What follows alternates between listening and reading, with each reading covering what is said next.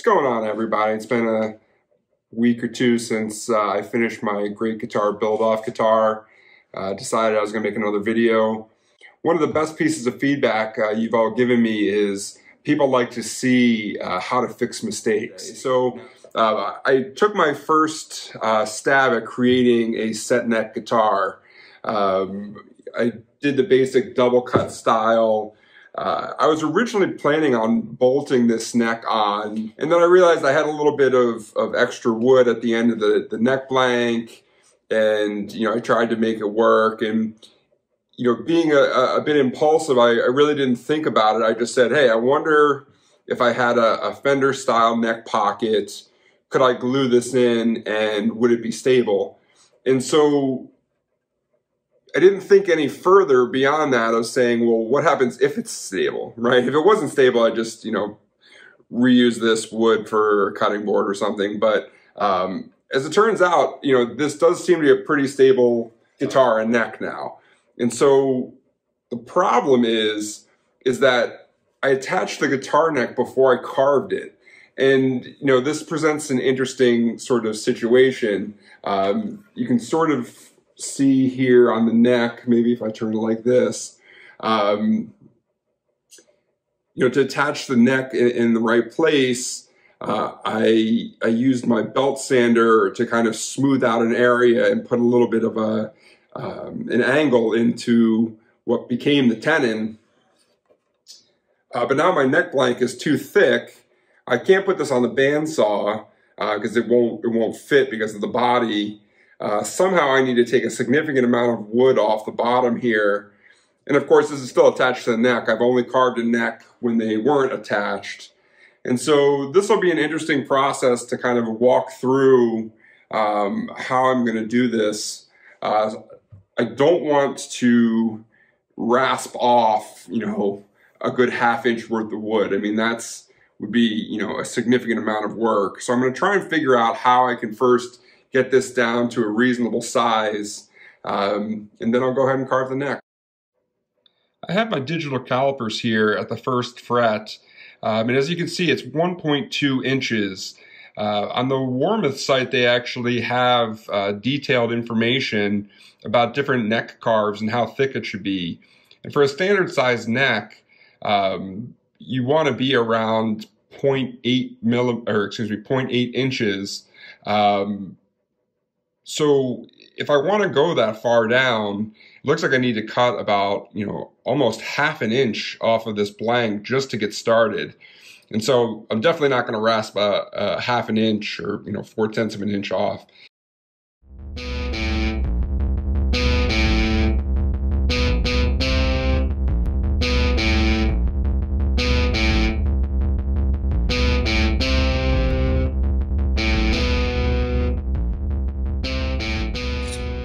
I made 2 cuts with my Harbor Freight pull saw.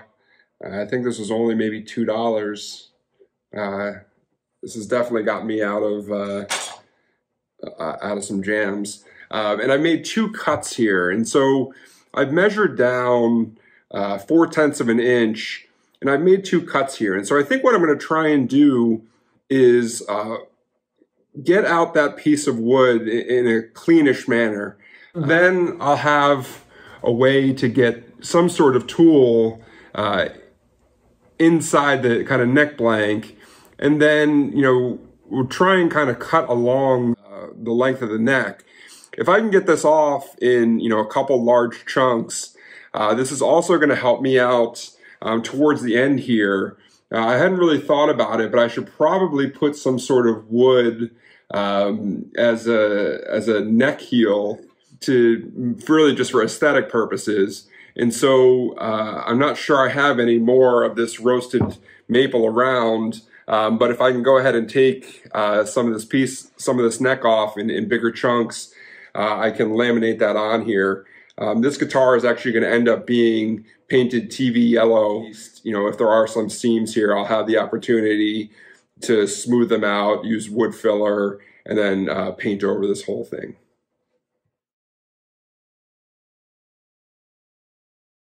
It took me a minute to figure out how to get the proper leverage here. I was taking my chisel and going like this, and of course, even knowing that I shouldn't do it, I still did it anyway. And of course, I took the chisel right into my finger, and so made a little cut there and realized, I really can't be trying to attack the problem this way. And so what I did was I ended up clamping my guitar body down to the workbench and then just tapping away at the relief cuts that I made. And this pretty quickly made some chips. And so I'm pretty close to where I need to be right now. I can clean that up just by hand with the chisel.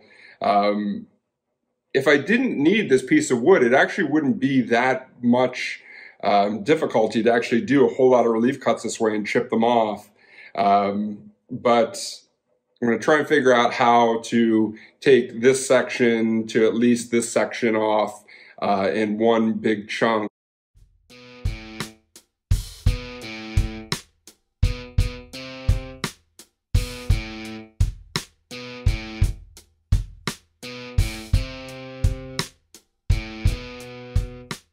It was becoming pretty clear that using my flush cut saw was not going to be a quick or accurate way to do this.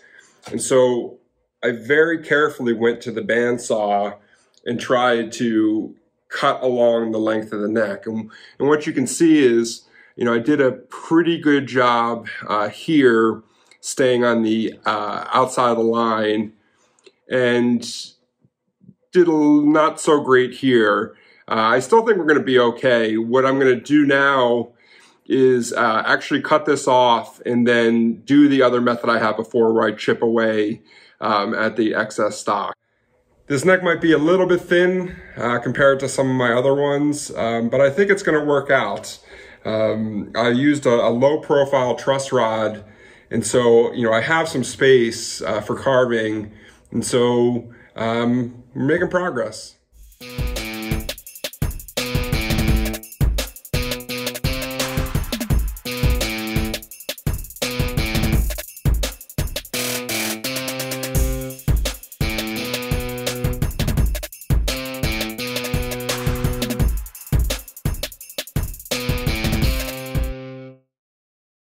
All things considered, I made pretty quick work of trimming off this section here.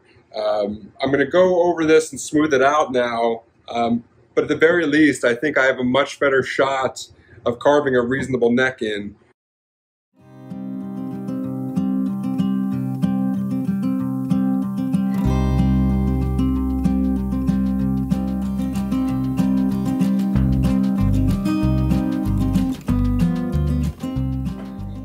As you can see, the workbench is good and messy right now.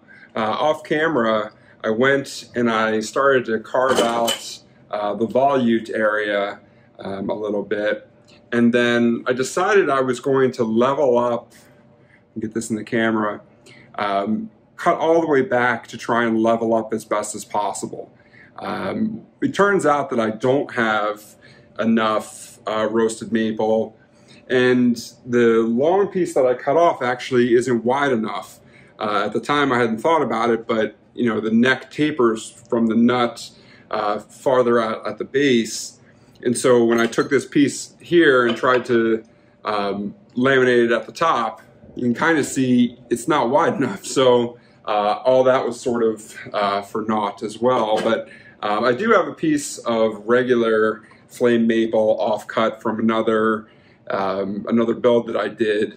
It was also quarter sawn, and so what I'm going to do here, since will be painting this guitar, is I'm going to take this piece and I'm going to laminate it here onto the heel. And so what this will do, it's going to be plenty to work with.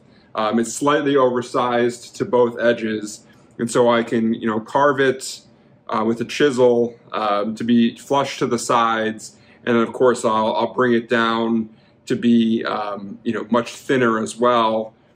And that's not the way I'll do it in the future, but it is the way that I'll do it right now to kind of save this project. So I'm going to glue this up, let this dry overnight, and then I'll come back and hopefully start carving the neck.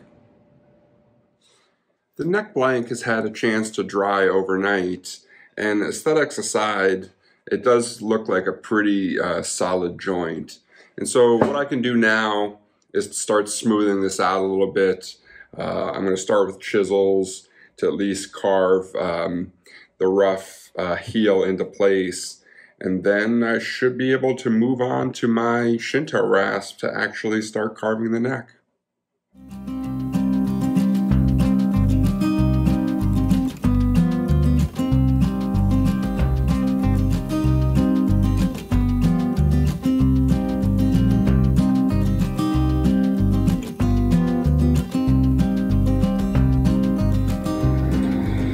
There's still a lot of carving to do here, but you can already see the neck heel starting to form. I've drawn a rough sort of rounded triangle shape here. I've mostly leveled it flat with the body and then doing my tapers downward. I'll keep chipping away at this to sort of smooth it down. We'll see if I can find a way to maybe make this go a little faster with my spindle sander, but it's a way to solve this issue, and I think in the end it is going to work out.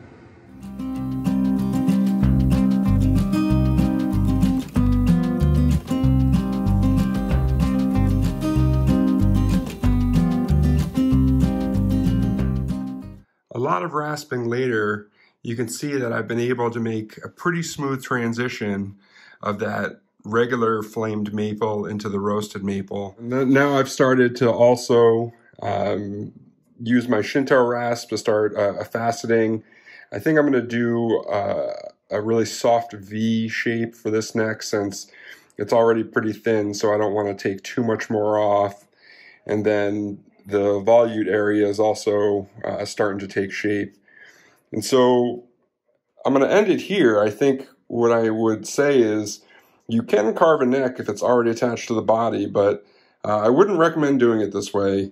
It ended up being a lot more hassle than doing it properly the first time, and I suspect there's going to be a lot of finished work with wood putty and wood filler to try and make this all look seamless. So thanks for watching. Don't do it this way, and I'll see you in the next video.